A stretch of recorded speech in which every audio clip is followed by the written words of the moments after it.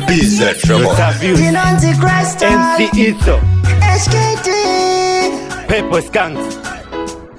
ndikufika namo kungechipagira Ndoseboka bari kusevesera bari pachigona ndakarandaraona ive ndamira kushanda ivava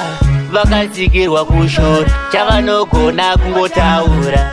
mhepo vachipotsera chavanoda ufe uchitambura aningaikunde namo asi ndiri kufika aningaikunde namo asi ndave kufika imi aningaikunde namo asi ndiri kufika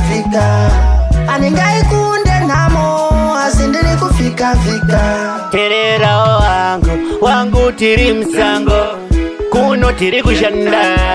tichibatwa sevaranda zvimwe namo tingaikunda inini handizimbinga asi ndoshanda ndobuda tsinga sandibate usandivhiringa ndiri kuhasela ndiri kushinga aningaikunde namo asi ndiri kufika aningaikunde namo asi ndave kufika imi aningaikunde namo asi ndiri kufika aningaikunde namo asi ndiri kufika alright nichangoramba ndichishanda wangu ndichayedza teye ndinaye murima kana pane chiyedza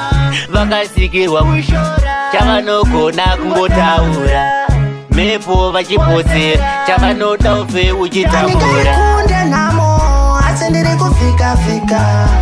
aningaikunde namo asi ndave kufika imi aningaikunde namo asi ndiri kufika aningaikunde namo asi ndiri kufika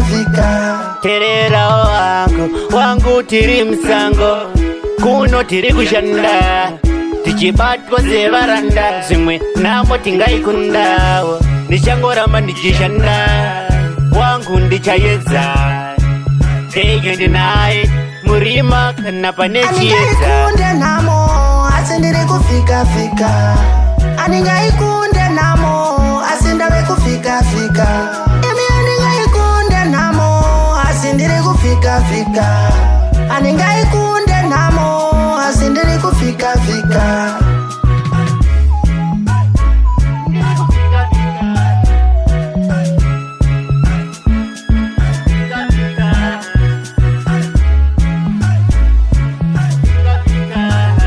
ndiri kufika